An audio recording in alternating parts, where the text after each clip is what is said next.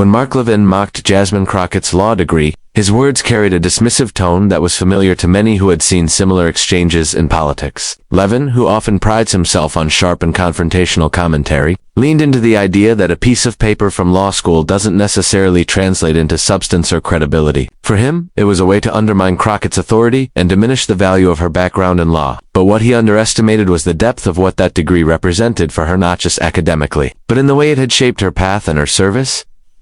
Crockett didn't jump into politics as someone looking to flaunt titles or degrees for status. Her law degree was the result of years of persistence, challenges, and a desire to advocate for those who often lacked representation. When Levin mocked it, he seemed to frame it as though it were nothing more than a credential hanging on a wall. But Crockett knew, and made clear through her response, that the paper itself was only symbolic of a much larger story. Behind it were long nights of study, countless hours in classrooms, grueling bar exams, and the heavy responsibility of carrying the hopes of clients, who often had no one else in their corner.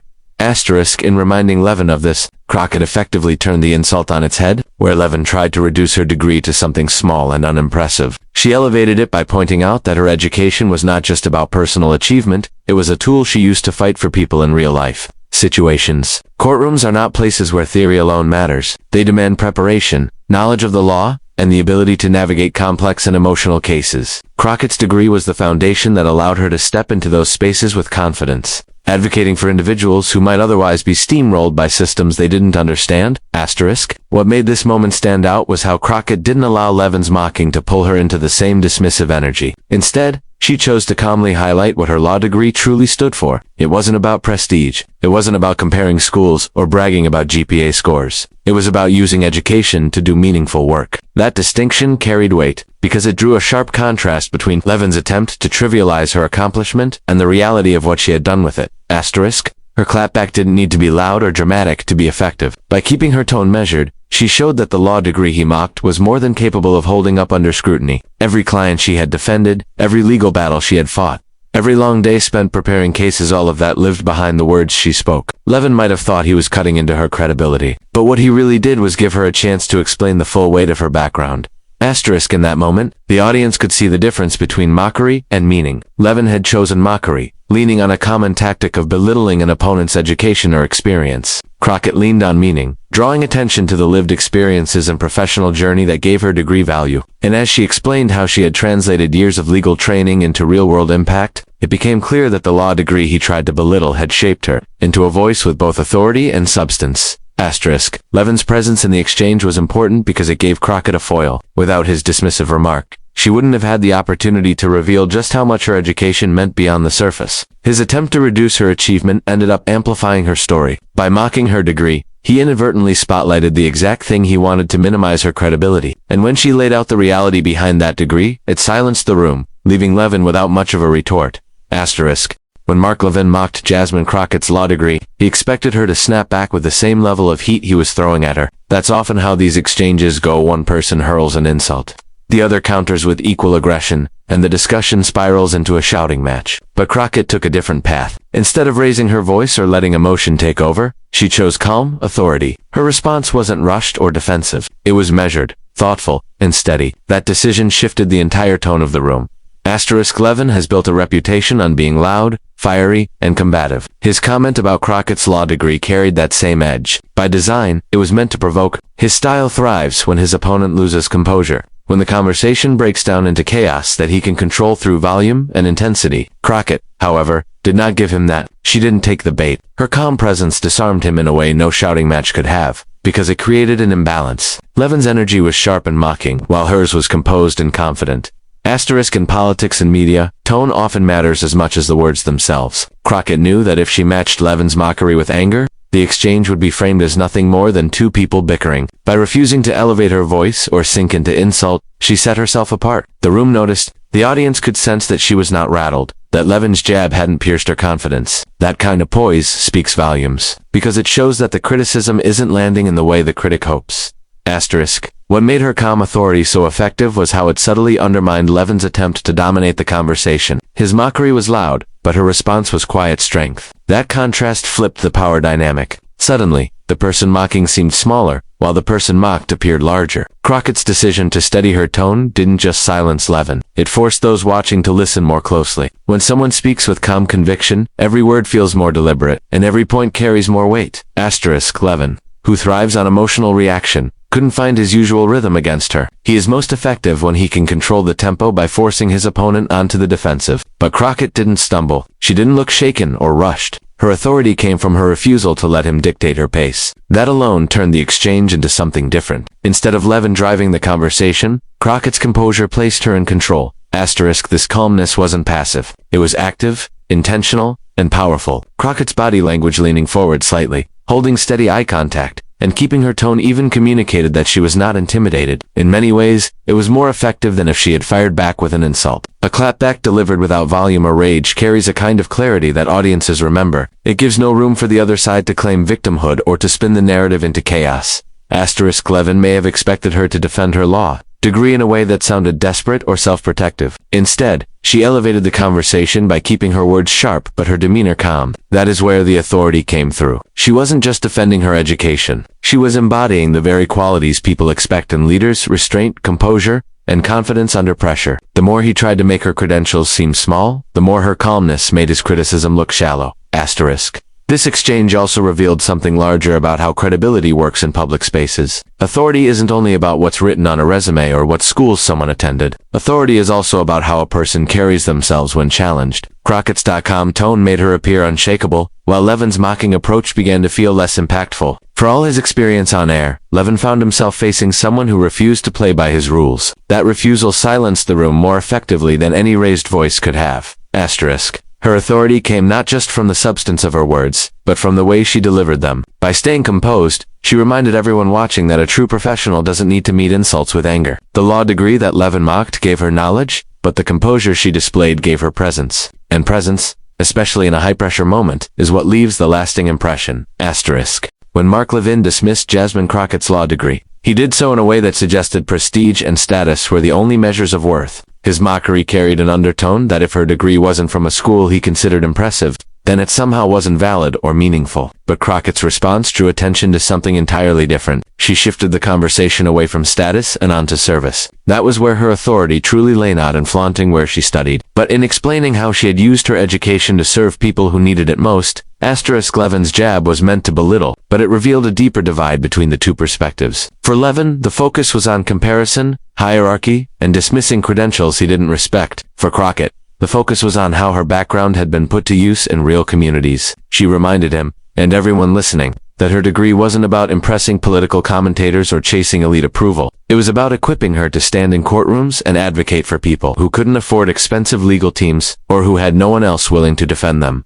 This reframing was powerful because it drew a sharp contrast between what Levin implied and what she lived. By mocking her degree, Levin tried to strip it of value, but Crockett added value back to it by grounding it in lived experience. She wasn't using her education as a status symbol. She was using it as a service tool. That shift exposed the hollowness of Levin's mockery. While he ridiculed credentials, she reminded the audience that the true measure of education is not where it comes from, but what you do with it afterward.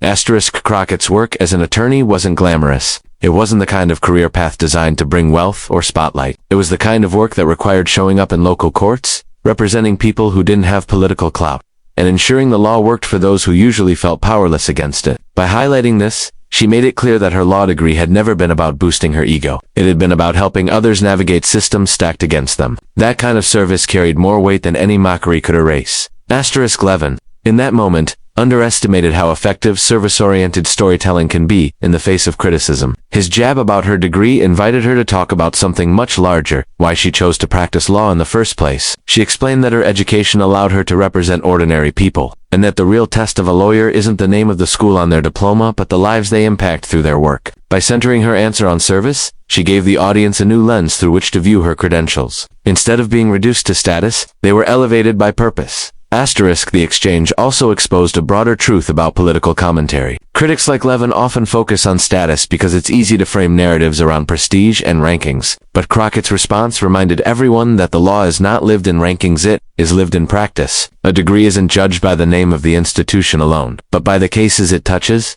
the clients it serves, and the communities it helps. Levin's mockery overlooked that reality. but Crockett's calm defense put it front and center. Asterisk her ability to pivot the conversation toward service also revealed something about her political style. Rather than getting pulled into elitist arguments about status, she doubled down on her connection to everyday people. This was a contrast that the audience could feel. While Levin's mockery seemed detached, aimed at diminishing her for sport, her response felt grounded in values many people respected: hard work, dedication, and standing up for those without power. That's why the silence in the room afterward carried such weight. People could see the gap between mocking status and valuing service, and it was clear which side had more substance. Asterisk for Crockett. Service was always the answer to Levin's mockery. By grounding her law degree in the lives she had impacted, she left little room for him to argue. He could sneer at the paper, but he couldn't sneer at the people whose lives were changed because of the work she had done. That distinction cut deeper than any rebuttal framed in academic terms could have. Service became her shield and her strength, turning what he intended as an insult into an opportunity to highlight her purpose.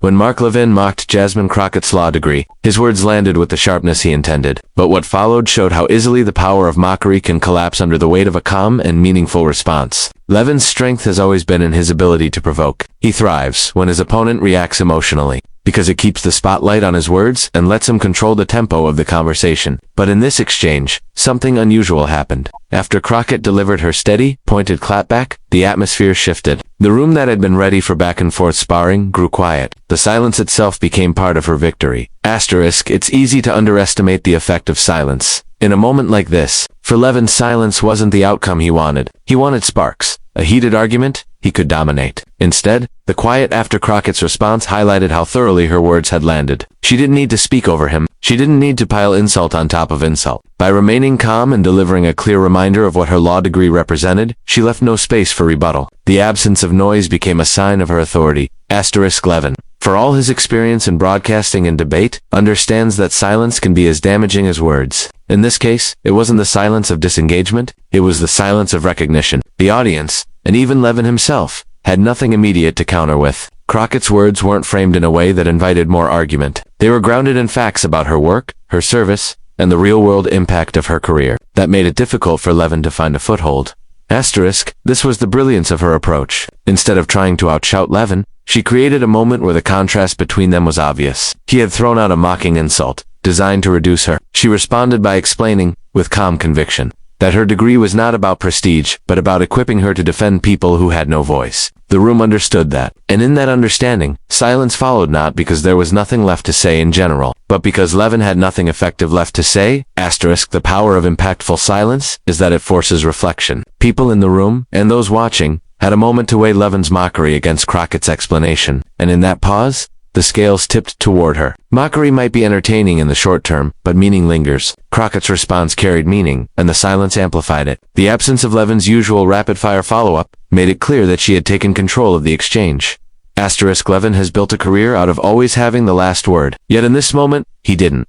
That silence was as loud as any counter-argument he could have made. It communicated that Crockett's point had landed too cleanly to be brushed aside. His mockery had set the stage for him to look confident, but her steady rebuttal left him with nothing to grab onto. The stillness that followed was not weakness on her part. It was strength. Asterisk for Crockett, this silence was the proof that she had succeeded. She didn't need to chase Levin's energy or fall into his rhythm. By holding her composure and answering with facts tied to her purpose, she created a response that stood on its own. The quiet that followed was the reaction of an audience that recognized strength when it saw it. In political exchanges, silence can be one of the rarest outcomes, and here, it worked in her favor. Asterisk, the moment also highlighted how silence can become a rhetorical tool in itself. Levin's jab had volume, but her clapback had gravity. Volume fades quickly. Gravity lingers. And the silence in the room was proof of which one carried more weight. Crockett had not only defended herself, she had shifted the atmosphere, making Levin's mockery feel smaller by comparison. Asterisk, in the end, Levin's attempt to diminish her ended up showcasing her composure. He mocked. She answered. He tried to provoke.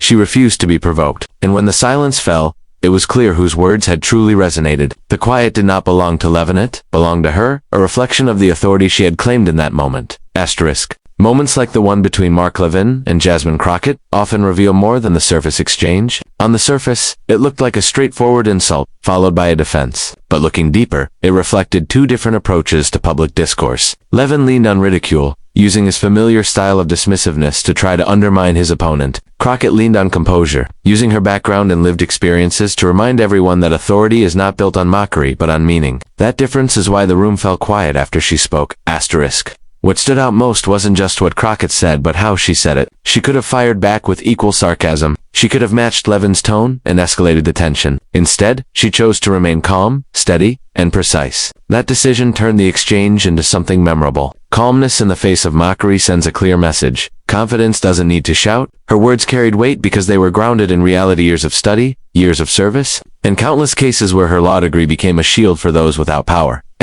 Levin's mocking comment may have been aimed at making her seem smaller, but it ended up making her larger in the eyes of the audience. By trying to reduce her degree to a piece of paper, he gave her the opportunity to show what that piece of paper truly represented, and when she spoke about using her education for service rather than status, she reframed the conversation completely. That was the turning point. Her degree was no longer the target of a joke. It became a symbol of her commitment to people who needed her skills. The silence that followed was its own story. Silence in a debate is rare. Usually, exchanges are filled with interruptions, rebuttals, and constant talking over one another. But here, the quiet was telling. It wasn't the silence of disinterest. It was the silence of impact. The audience paused because they understood what had just happened. Levin had thrown out a sharp line, expecting a fight, but Crockett's calm authority shifted the ground beneath him. In that stillness, her words lingered longer than any comeback could have. This exchange showed the power of restraint. It highlighted how authority doesn't come from the loudest voice, but from the one that speaks with purpose. Levin, seasoned and sharp as he is, discovered that mockery can collapse when faced with confidence, rooted in service. Crockett,